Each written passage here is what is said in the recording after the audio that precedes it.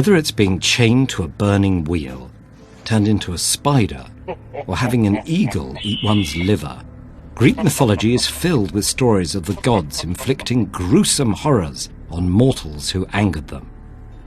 Yet one of their most famous punishments is not remembered for its outrageous cruelty, but for its disturbing familiarity. Sisyphus was the first king of Ephyra, now known as Corinth. Although a clever ruler who made his city prosperous, he was also a devious tyrant who seduced his niece and killed visitors to show off his power. This violation of the sacred hospitality tradition greatly angered the gods. But Sisyphus may still have avoided punishment if it hadn't been for his reckless confidence.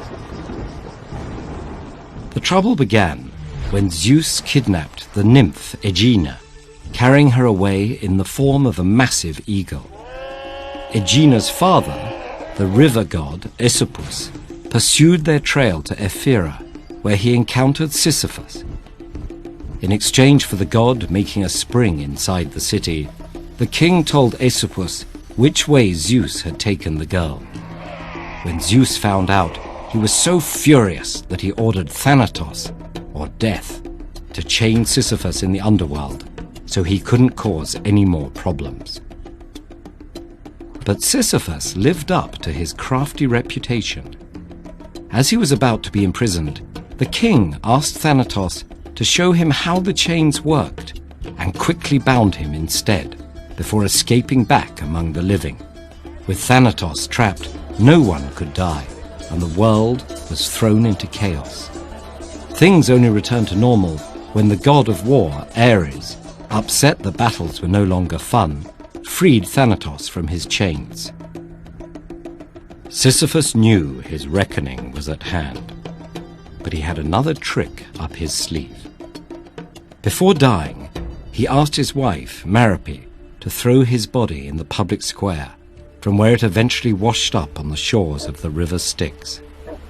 Now back among the dead, Sisyphus approached Persephone, queen of the underworld, and complained that his wife had disrespected him by not giving him a proper burial.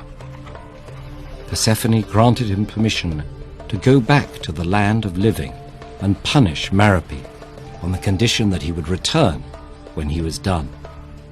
Of course, Sisyphus refused to keep his promise, now having twice escaped death by tricking the gods.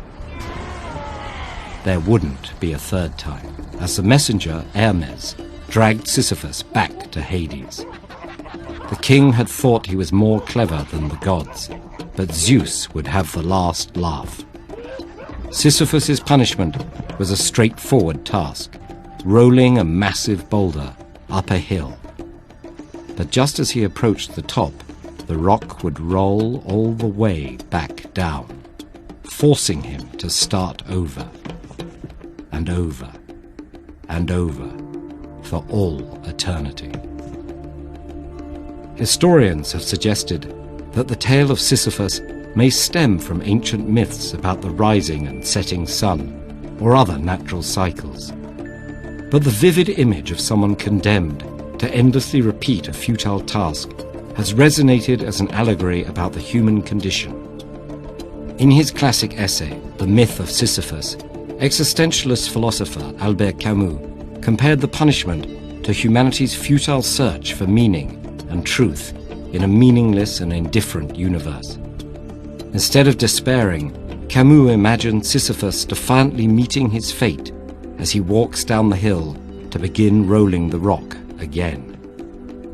And even if the daily struggles of our lives sometimes seem equally repetitive and absurd, we still give them significance and value by embracing them as our own.